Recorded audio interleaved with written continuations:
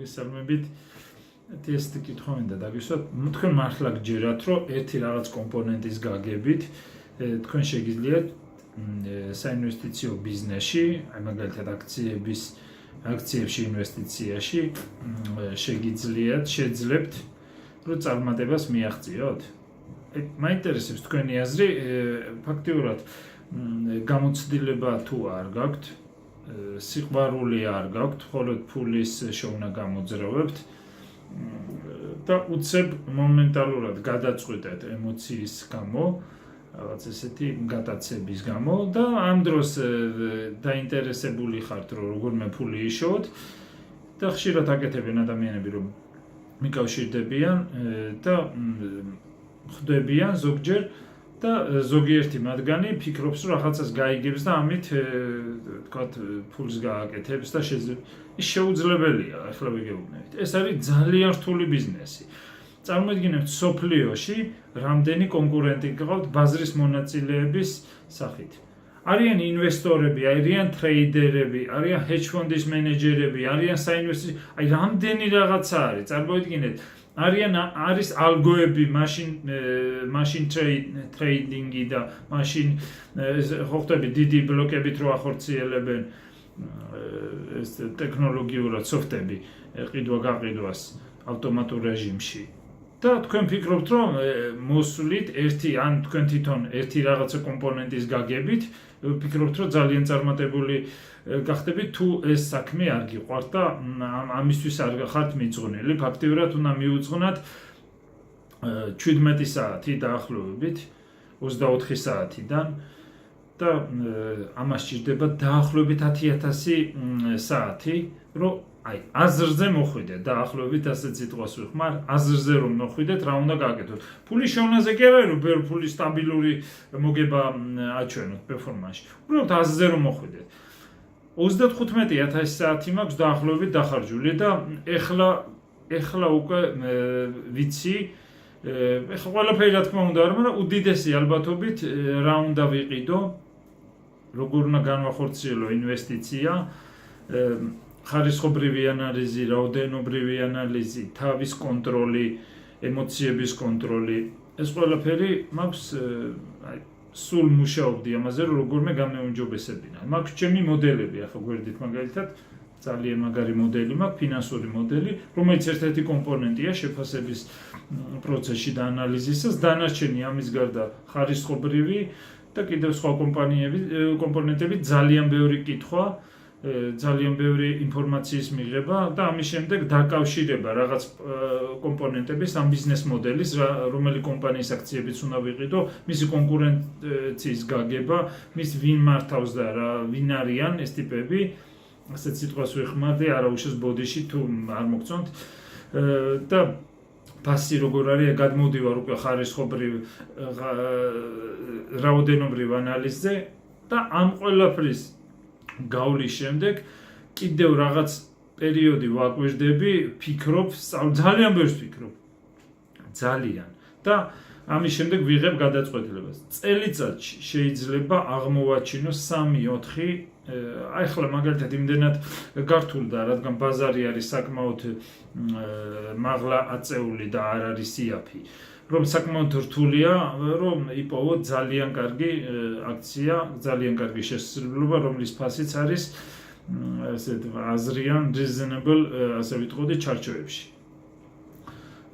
და თქვენ ახლა მართლა გჯერათ, რომ უცბად მოგინდათ,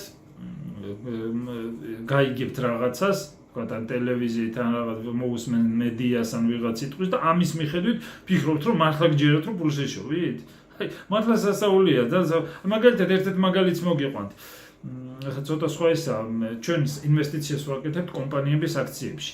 არ დანარჩენს არ ვეხები, არ მაინტერესებს კრიპტოები, ტრეიდინგიც არა, ობლიგაციებსაც არ ვყიდებ ხეს. დერივატივები, ოპციონები ძალიან კარგად მესმის, მაგრამ არ ვყიდებ. მხოლოდ ინვესტიციები გზელვად.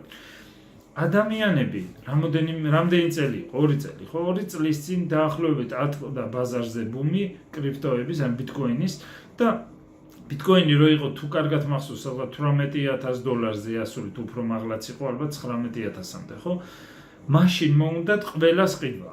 უცებ აი ტიპებმა დაინახეს რომ ბიტკოინმა ესე მოიმატა განვლილ წლებში და ფიქრობენ და ინფორმაცია ჟღერდებოდა ეს მცდარი ინფორმაცია რომ ბიტკოინი გახდებოდა 100,000 მილიონი და რა ვიცი რაღაცა რა არ მოხავდათ ეს მაგალითად როგორმე ასეთი ხალხი დაერწმუნებინათ არაკომპეტენტური ვიტყოდი იმიტომ რომ გამოცდილება თუ არ გაქვს აი რატომ მოვაყოლე ეს რომ გამოცდილება და ძალიან დიდი დრო და ანალიზი თუ არ გაქვთ გახორციელებული და არ გიფიქრიათ ამაზე ერთ წუთში ფულის მოგების გულისთვის როგორმე მოიგოთ ცოტა ფული იმ რისკზე არ უნდა წახვიდეთ რა რისკმა შეგიძლიათ სულ არსებული რაც გაქვთ ის დაგაგარდო ხო ხდებით აი თქვენ უნდა გქონდეთ კარგი გამოცდილება და რა მოხდა ყველას უნდოდა 18-დან 19,000-ზე რო ავიდა ბიტკოინი მაშინ ყიდვა და ეხლა ჩამოვიდა 3,500-ია თუ რაღაცა და ეხლა კაცშვილი აღარ ლაპარაკობს საერთოდ LinkedIn-ში აღარ უცად გაჩნდნენ ბიტკოინის ექსპერტები უცებ ბიტკოინის ანალისტები და აი ესეთი მაგარ რაღაცებს დებენ ესე მოხდება ისე და ამ დროს გაგებაში არ არიან და რატო გეტყვით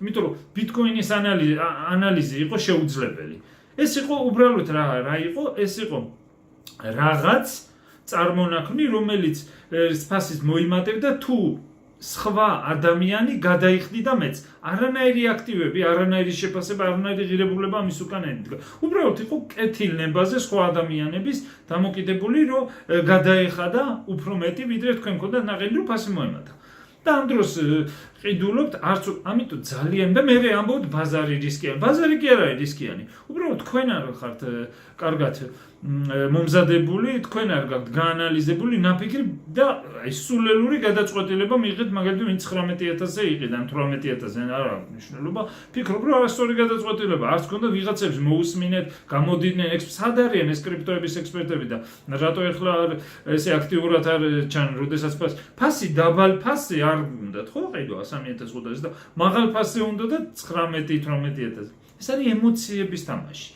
გეუბნებთ აი ემოციები არის გავლენას მე იმიტომ ვახსენე თავიდან რო ვაანალიზებ მეთქი ჩამოთვალე რამოდენიმე კომპანია ემოციები თამაშობს უდიდეს როლს ამ თემაში ამიტომ სხვას არ უნდა მოусმინოთ სარკეში ვიღებ გადაწყვეტილებას და ვფიქრობ რომ აი ეს გადაწყვეტილება რასაც ვიღებ მომავალი 10 წლის განმავლობაში ბაზარი რო დაიხუროს მე უნდა ვიყო ვიშველიებ ბაფეტის ერთ-ერთ ესეთ მოსაზრებას რომ 10 წელს უნდა დაიხუროს ბაზარი მე ესეთი აქციები მაქვს ნაყიდი როდესაც სულ ერთი იქნება ჩემთვის გაიხსნება ვიცი ეს კომპანიები იქნებიან ბევრად წარმატებული ამას აი ზუსტად ეს იყო ერთ-ერთი და მე უმთავრესი კიდევ კომპონენტი რის მიხედვითაც საინვესტიციო კაპიტალის კომპანია შევქმნიდა რატომაც გთხოვთ რომ ჩვენთან განახორციელოთ ინვესტიციები კომპანიაში არის რომ ფულის დაკარგვა არის ყველაზე ასე ვთქვათ მიუღებელი და აი წარმოიდგინეთ წესი ნომერი პირველი არის ისო ბაფეტის სიტყვებს მე კი არ ვიგონებ ვამბობ რომ იმ ადამიანის სიტყვები წესი ნომერი 1 არის ფული არ დავკარგოთ მაქსიმალურად ვეცადოთ და წესი ნომერი 2 არის დავიცოთ წესი ნომერი 1 ანუ ფაქტობრივად ამის მიხედვით უკვე შევძლებთ ძალიან კარგად ისტორიულად ჩემ იმას გაჩვენებთ პერფორმანს დაახლოებით ბოლო 4 წლის განმავლობაში მქონდა ჩემს საკუთარ გაკეთებულ ესეთ საჩვენებელ პორტფელს სადაც 30.5% წლიური. ეხლა ბევრისთვის ეს დაუჯერებელია და შეიძლება იფიქრონ რაღაცას იმაშობ, მაგრამ გეუბნებით მოგბრძანდით და დარწმუნდებით რომ ეს ისე. იმით რა 35,000 საათი მაქვს დახარჯული, მაგრამ ეს არ ნიშნავს აუცილებლად 35,000 საათი როგორ მაგარი ხარ. უნდა გიყვარდეს ძალიან და უნდა ფიქრობდე რომ აი ფულიც რო არ იყოს ამაში, უბრალოდ სიამოვნებას უნდა განიჭერდეს. აკვიატება მაქვს მაგალითად გეტყვით, ნუ რაღაცას რო ყიდულობ კომპანიის აქციას, მინდა რომ მართალი გამოვიდი, ასე ვთქვათ, ეს აკვიატება მაქვს, რომ ეს ჩემი ანალიზი იქნება სწორი. აი ეს არის ჰობი ჩემი ჩათვალე და ეს მეხმარება რომ პარალელურად ამ დროს მოგებაც ნახო ფინანსური კუთხით, ხო? ეს არის ზუსტად რაც მინდოდა თქვენთვის. თუ დაინტერესებით ჩვენთან საინვესტიციო კაპიტალში, სადაც ხარჯები არ გვაქვს, აი ხელფასი მინდა რომ ეს კომპანია გავზარდო და იყოს განსხვავებული შესაძლებლობა, რაც საქართველოში არსებობს. თქვენ რო წასულიყავით და ცადოთ, შეიძლება უდიდესი ალბათობით რისკები შეგექმნათ და შეიძლება რაღაც ნაწილი თქვენი კაპიტალის ჩვენ ვყიდულობთ. უმაღლეს ამერიკული კომპანიების აქციებს, რომლებსაც მოკლევადაში ეკნებათ ალბათ უდიდესი ალბათობით მოგება და გრძელვადაში ძალიან დიდი ალბათობით იქნებიან მზარდი მონგებიანი დაბალისკიანი კომპანიებია, რომელიც იშვიათად ნახავთ უნივერსში ესეთ დაბალისკიან აქციებს. ძალიან სტაბილური კომპანიები არიან და ძალიან ასე ვთქვათ იშვიათი უნიკალური მე ვიტყოდი ზოგიერთი კომპანიები არის. თუ დაინტერესდებით, მობრძანდით ჩვენთან, აი გითხარით, არანაირი ხარჯები ფაქტიურად არ გიქნებათ, განახორციელებთ ინვესტიციას პორტფელში. პორტფელი შედგება რამოდენიმე აქციებისგან, ანუ კომპანია მთლიან საინვესტიციო კაპიტალი პორტფელი, პორტფელში განახორციელებთ ინვესტიციას, ჩვენ ამით ვიყიდით კიდევ დამატებით აქციებს, დავამატებთ არსებულ აქციებს პორტფელში და თქვენი წილი იქნება პორტფელის პროპორციიდან გამომდინარე, მთელი პორტფელიდან თქვენი ინვესტირებული თანხის პროპორციიდან გამომდინარე და ერთ აქციაზე კი არ იქნებით, რომელიც კონკრეტულად თქვენ წახვიდეთ და იყიდოთ ან გაგიმართლებს. აქ არა გვაქვს, ან გამიმართლებს. უდიდესი ალბათობით უნდა ვიცოდე, რომ ეს კომპანიები, რომლებსაც ყიდულობ, იქნება როგორც წეგან გითხარით 10-15 წელში უმაგრესი მზარდი კომპანიები. თუმცა მოველოდები, რომ სულ მოკლე პერიოდში დაიწყებენ და მოგება შეიძლება 1 წუთი რო ვიყიდი 1 წუთიდანაც დაიწყოს უკვე მოგება, ხო ხდებით ეს ძალიან ლიკვიდური და დინამიური და საბაზრო ფასი ყოველწამიერად ფიქსირდება იქ. ესე კი არ არის არალიკვიდური, მაგალითად უძრავ ქონებას რო იყიდი და ზუსტად არც იცი ზუსტი ფასი უნდა გაიკითხო, რო გაიქო, ან უნდა მაკლერებს კითხო, ხო აქ სხვა არის, ძალიან ლიკვიდური და საბაზრო ფასში ყიდულობ, საბაზრო ფასში შეიძლება ეგრევე გაყიდო. ყიდულობ, ყიდი საბაზრო ფასში. ამიტომ ძალიან მაგარი სპრედი არის, რისკი ძალიან დაბალი. თუ დაინტერესდებით, მობრძანდით უმაგრეს შესაძლებლობასთან საინვესტიციო კაპიტალში კომპანიის წილს მიიღებთ და თქვენი იქნება ეს წილი კონტროლი გექნება და ფაქტიურად აკვირდებით ჩვენი მოლოდინი არის რომ სტანდარტ & პუარ 500 ინდექსი ამერიკულ ყველაზე მაგარი ინდექსი, რომელსაც ისტორიული მოგება, აი ბოლო 100 წლის დაახლოებით 50 წლის მოგება, საშუალო წლიური მოგება აქ 10%, კაპიტალური მოგება პლუს დივიდენდებიც და ჩვენ ამაზე უკეთესი შედეგი უნდა გქონდეს, ამ გზით მივდივართ და მოლოდინი არის დაახლოებით 20 და მეტი პროცენტი. ესეთი მოლოდინი გვაქვს. აკვიატება მაქვს, ასე ვთქვათ, რომ მაქსიმალურად მეტი მოგება მივიღო, რაც კი შესაძლებელია. და დავკმაყოფილი და იმ თუნდაც რაღაც და უფრო შედარებით დაბალი მოგებით.